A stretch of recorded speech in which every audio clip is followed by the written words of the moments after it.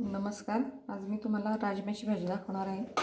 याकरता मी राजमा इथे 7-8 तास भिजवून घेतला आहे. याकरता लागणारं साहित्य बघू.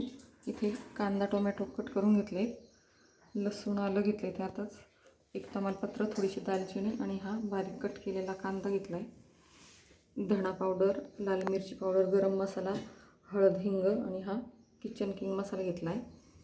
इथे गॅसवरती कुकरमध्ये तेल घालून घेतलं आहे. यामध्ये मी हा तमालपत्र आणि दालचिनी घालून घेते आणि त्यानंतर बारीक चिरलेला कांदा घालून घेते. इकडे कांदा परततोय तोपर्यंत आपण या कांद्याची आणि टोमॅटोची पेस्ट करून घेऊ. या कांद्यामध्ये मी आलं आणि लसूणही घेतला आहे. इथे मी कांद्याची पेस्ट आता कुकरमध्ये टाकून घेणार आहे. यामध्ये कांद्याची पेस्ट टाकून घेतली. आता कांदा परततोय तोपर्यंत आपण इथे टोमॅटोची पेस्ट करून घेऊ.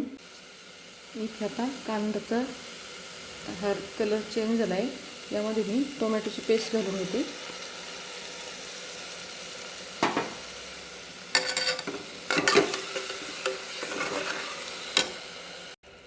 ही भाजी माझ्या पद्धतीने करून बघा. जास्त काही झंझट नाही आहे. करता पहिले शिजून घेतलं नाही तरी चालतं. हे डायरेक्ट कुकरमध्येच घ्यायची आहे.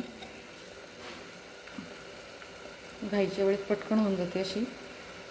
पहिले शिजवा आणि नंतर पुन्हा फोडणी करा, त्यापेक्षा अशी कुकरमध्ये झटपट होते.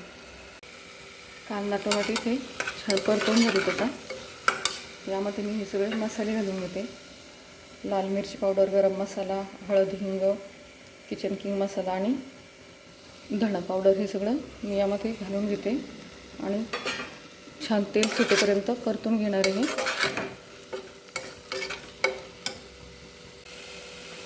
इथे कांदा टोमॅटो छान परतून झाला आहे. तेल सुटायला लागलं. आता यामध्ये मी हे पाण्यासह हे राजमा हा सगळा घालून घेणार आहे.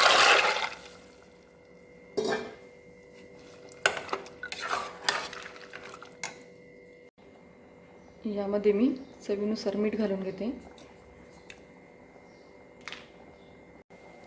भाजीला उकळी येते. आता मी या कुकरचं झाकण लावून घेते. याच्या 4 शिट्ट्या करून घेणार आहे. हे बघू शकता तुम्ही, आपली राजम्याची भाजी तयार झाली आहे. हे बघू शकता तुम्ही, आपली राजम्याची भाजी तयार झाली आहे.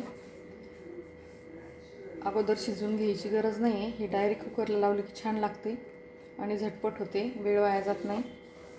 तुम्ही नक्की करून बघा. आवडल्यास माझ्या चॅनलला लाईक, शेअर आणि सबस्क्राईब करायला विसरू नका. चला तर मग भेटूया अशाच एका नवीन व्हिडिओसोबत. बाय.